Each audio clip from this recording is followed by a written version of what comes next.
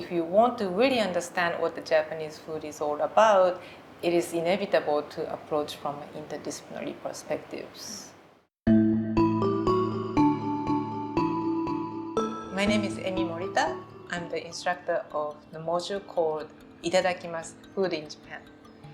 Hello, my name is Hendrik Meyer-Ohle. I'm also teaching in the food module. Normally I'm teaching the modules on Japanese business in the Department of Japanese Studies. This is the module which focuses on Japanese food. By focusing on Japanese food, we also introduce Japanese history, culture, and politics, and religious aspects. So it's an interdisciplinary course. Yes, and we wanted to, of course, create an attractive module, and we thought what would really attract people to Japan. And of course, food is something that's all around us in Singapore, and especially Japanese food.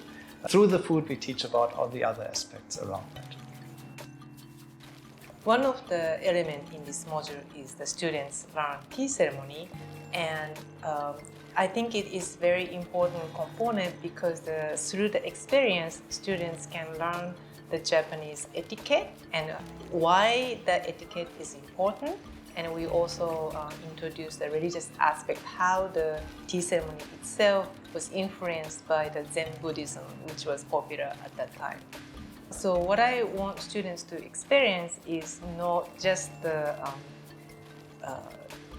facts about the tea ceremony, which they can learn from the articles, but by participating in the actual tea ceremony, they can actually use their five senses. They pay attention to the sound and the sounds of the people like walking on the tatami, and smell and the heat of the tea, and so on. So that kind of experience, I cannot explain in the lecture. They have to experience themselves, and also they really have to consider the other people in a room, like the person who serves tea, who makes tea, and the person next to you who are also partaking the tea with you.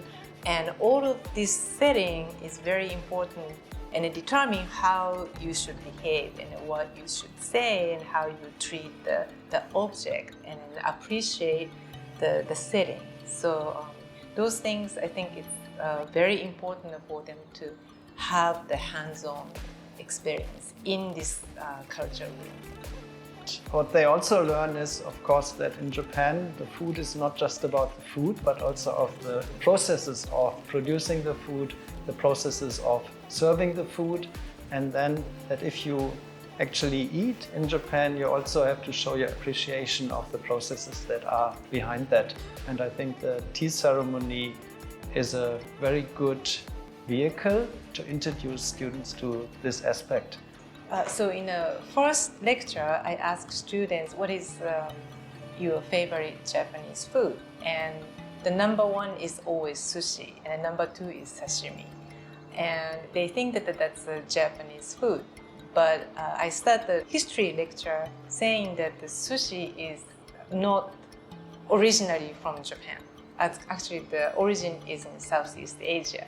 It is important for them to have interdisciplinary approach to understand Japanese food culture, because the Japanese food has a very complex history and international relations, and then the products of historical interaction with the other country and other culture, and a lot of religious influence you can find in the food itself.